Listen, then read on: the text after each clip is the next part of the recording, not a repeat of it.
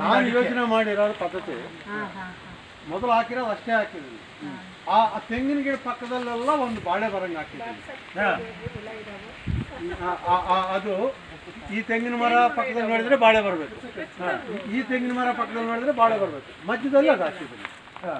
ಅದಾಯ್ತಮ್ಮ, ನೀವು ವ್ಯವಸಾಯ ಮಾಡ್ತಾ ಇದೆಯಾ, ನೀವು ಅರ್ಧ ಮಾಡ್ಕೊಳ್ಳಿ, ಮಿಕ್ಕಿದ್ದವ್ರಿಗೆ ಇನ್ನೂ ಸ್ವಲ್ಪ ಎಕ್ಸ್ಪ್ಲೇನ್ ಮಾಡೋದು.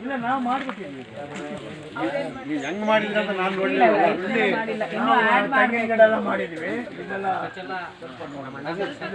ಇದು ಕಾಫಿ ಇದಾಯ್ತಲ್ಲ ಸರ್. ಈ ತೆಂಗು ಮಧ್ಯದಲ್ಲಿ ಒಂದು ಜಾಯಿಕಾಯಿ ಹಾಕಿದ್ದೀನಿ.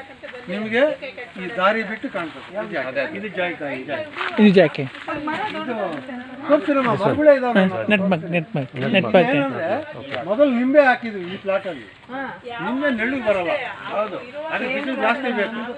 ಅದಕ್ಕೇನು ಮಾಡಿದ್ರೆ ತೆಗೆದ್ಬಿಟ್ಟು ಮತ್ತೆ ಹಾಕಿದ್ದೀನಿ. ಈಗ ಅದು ಬರ್ಲಿಲ್ಲ ಅಂದ್ರೆ ಹಾಕಿರ್ತಾರೆ, ಅದು ನಿಂಬೆ ನೆರಳಿಗೆ ಬರಲ್ಲ ಅನ್ನೋದು ಗೊತ್ತಿರುತ್ತೆ. ನಿನ್ನೆ ಅವರು ನಿಂಬೆ ಗಿಡ ಹಾಕಿ ಅಂತ ಹೇಳ್ತಾ ಇದ್ರಲ್ವ, ಅದಕ್ಕೆ ಹೇಳ್ತಾ ಇದ್ದೀನಿ ನಾನು ಅದೇ ಹೇಳ್ತೀನಮ್ಮ. ನೀವು ಲೊಕೇಶನ್ ನೋಡ್ಕೊಳ್ಳಿ, ಯಾವುದು ಯಾವ ಮಟ್ಟದಲ್ಲಿ ಬರ್ತದೆ, ಯಾವ ಮಟ್ಟಕ್ಕೆ ಹೋಗ್ಬೋದು ನಾವು ನೋಡಿ. ಇದರಲ್ಲಿ ಇನ್ನೊಂದು ಪದ್ಧತಿ ಹೇಳ್ತಾ ಇದ್ದೀನಿ ನೋಡಿ. ಈ ಲೈನಲ್ಲಿ ಅಡಿಕೆ ಬಾಳೆ ಯಾವಾಗ ಹಾಕಿದ್ನೋ, ಈ ಬಾಳೆ ತೆಗಿಬೇಕು ಅಂತ ನಾನು ಯಾವಾಗ ಅನ್ಕೊಂಡಿದ್ನೋ, ಅದ್ರ ಪಕ್ಕದಲ್ಲಿ ಇನ್ನೊಂದು ಗಿಡ ಉಳಿದೀನಿ. ಇಲ್ಲ ಅಡಿಕೆ ಅದೇನಾಯ್ತು, ಈಗ ನನಗೆ ಅಡಿಕೆ ಡಬಲ್ ಆಯ್ತು.